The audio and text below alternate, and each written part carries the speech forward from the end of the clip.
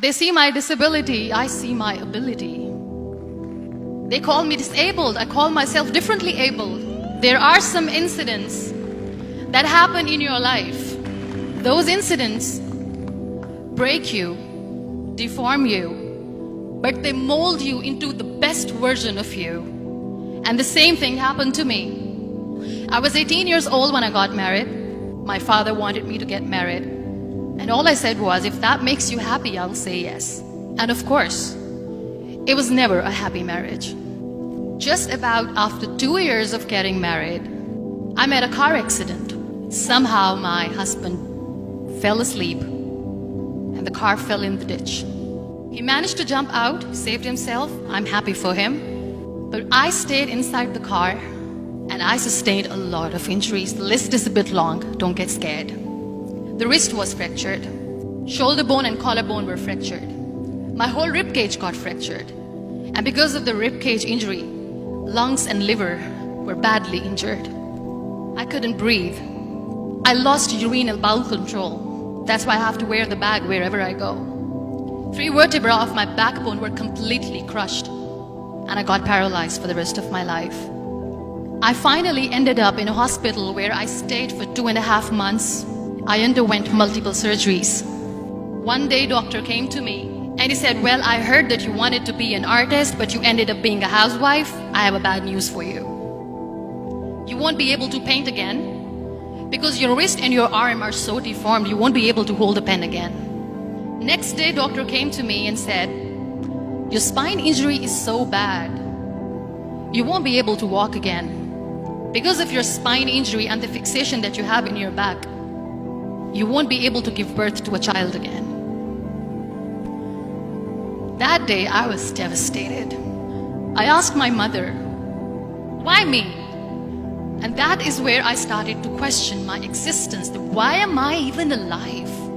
And that is where I realized that the words have the power to heal the soul. My mother said to me, this too shall pass. God has a greater plan for you. I don't know what it is, but He surely has. And in all that distress and grief, somehow or the other, those words were so magical that they kept me going. One day I asked my brothers, I know I have a deformed hand, but I'm tired of looking at these white walls in the hospital and wearing these white scrubs. I'm getting tired of this. I want to add more colors to my life. I want to do something. Bring me some colors, bring me some small canvas. I want to paint. So the very first painting I made was on my deathbed, where I painted for the very first time. It was not just an art piece or just my passion. It was my therapy. And then I was discharged and I went back home. And I went back home and I realized that I have developed a lot of pressure ulcers on my back and on my hip bone. I was unable to sit.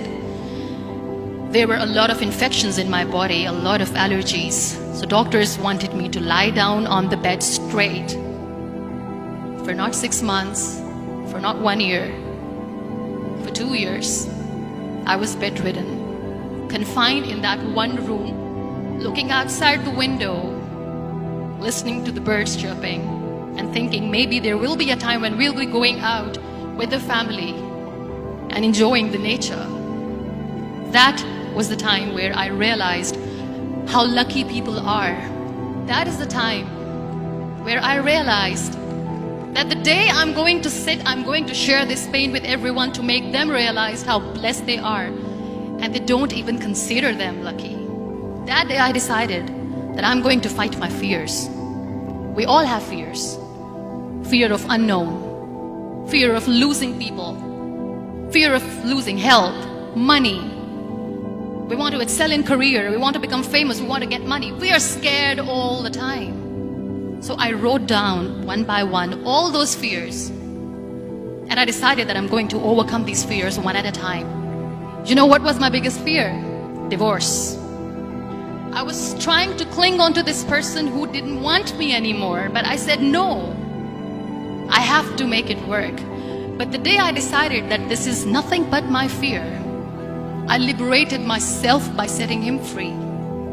And I made myself emotionally so strong that the day I got the news that he's getting married, I sent him a text that I'm so happy for you and I wish you all the best.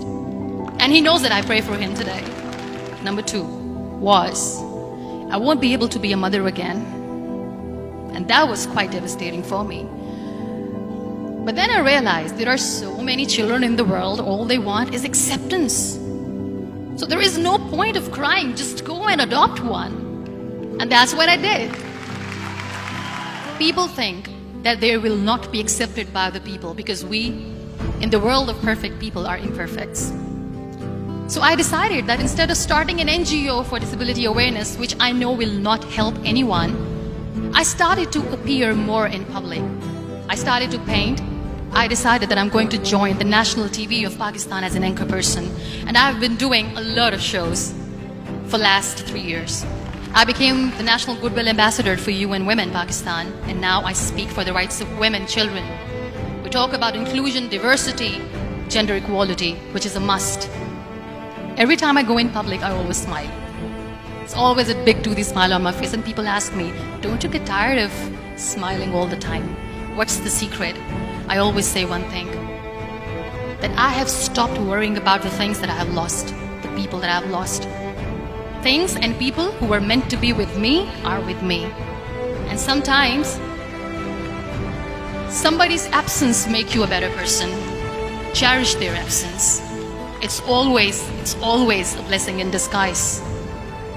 Live your life fully. Accept yourself the way you are. Be kind to yourself. Be kind to yourself. I'll repeat, be kind to yourself, and only then you can be kind to others. Love yourself and spread that love. Life will be hard. There will be turmoils, there will be trials, but that will only make you stronger. So when you accept yourself the way you are, the world recognizes you. It all starts from within.